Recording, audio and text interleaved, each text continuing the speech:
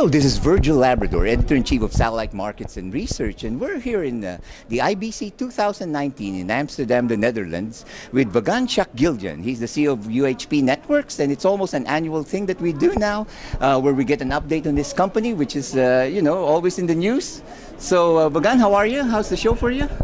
Thank you, Virgil. Everything is going well for us. It's a big show. Presence here in Europe is important to UHP Networks, to our business.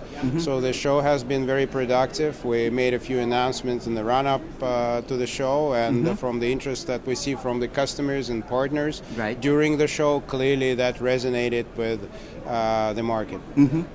So, before we get into the announcements that you made, give us an update since last year. Where's your company at right now? Okay, well, since last year, we greatly increased our customer footprint, our market footprint, and some technology developments, of course, pretty much fueled that growth that we have experienced. So just to give you a few highlights, as you say, we haven't spoken for a few months, but our largest network now, it's a maritime network that we mentioned before, I think last year when we talked. It has grown to 14,000 vessels. It's a huge network now. One of the largest, if not the largest in the world, and we're proud to be part of that project, and so it's a very significant development. So also here we're at the broadcast show, obviously IBC, and we did a press release a few months ago. Basically in Japan, we now have several networks with the broadcasters for their satellite news gathering networks, and so again, very demanding customers, very challenging market. And our partnership with Toshiba in Japan has been very, very fruitful. Right. And also you made a big announcement that something about tripling the throughput. Indeed. Well, the name of the game obviously is high throughput satellites, ultra high throughput satellites, new bands. You know exactly what's happening now in terms of the market trends, and also increased efficiency, so more bits per hertz. So basically our contribution to this developments in the marketplace is our latest platform, and that platform is a high throughput modem platform, as well as VSAT hub platform that basically implements DVB-S2X with 200 megasymbol per second maximum throughput and 650 megabits per second. So also implements the concept of time slicing, which is a very advanced concept within the DVB-S2X standard. Allows to use smaller, low-cost, compact terminals and yet deploy them with very wide band carriers in the outbound.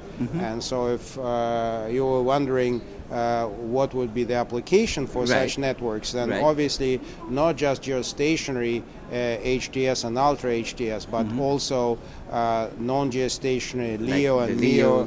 Indeed, those have very wideband transponders, and if you want to saturate such a transponder, you really want to be able to process very wideband carrier indeed. So you just announced this is now available now in the market? Yes, it is available, and again, these are the kind of capabilities that we are very pleased to announce. It's not necessarily applicable to every network, because obviously we still do a lot of small and medium-sized network, as well as networks as large as the one that I mentioned earlier, with 14,000 remotes. That 14,000, is that global, or is this a specific region? Well, it has to be beyond. It's a maritime network, so obviously there are several satellite beams involved, and then there is roaming between those beams. It's a regional network, but it kind of spans quite a significant geographical area. All right. So, well, since we're here at the broadcast show, talk a little bit more in detail about what you offer the broadcast market. I know you already spoke about what you did in Japan, but a little more detail on that.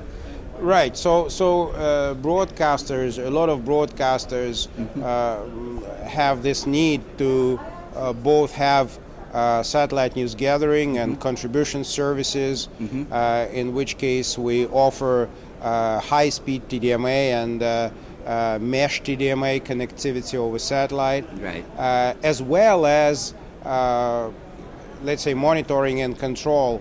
In some countries, it's monitoring of UHF terrestrial TV transmitters.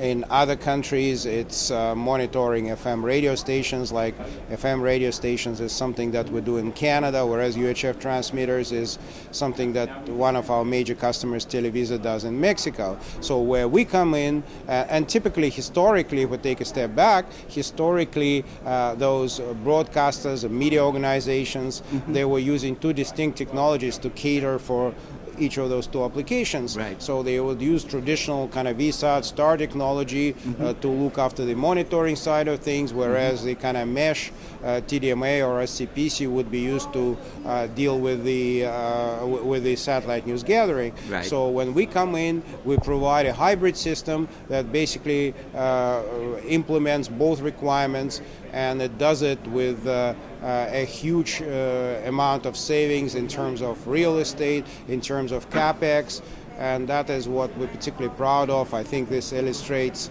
best our kind of motto, if you will, our slogan, which is disruptive innovation in the VSAT industry. Right, right. Well, lots of new things happening in your company. Well, every year it's absolutely. always moving forward. Well, we're at the forefront of technology, Virgil. Of course, it's we cannot but maintain this pace of innovation, because that's what fuels growth in our industry and any high-tech industry, quite frankly. Right. Well, thank you very much, Vagan. Thank you very much indeed, Virgil. Thank you. All the best. Yeah. And for all the news and information in the global satellite industry, you always have Satellite Markets and Research at www.satellitemarkets.com.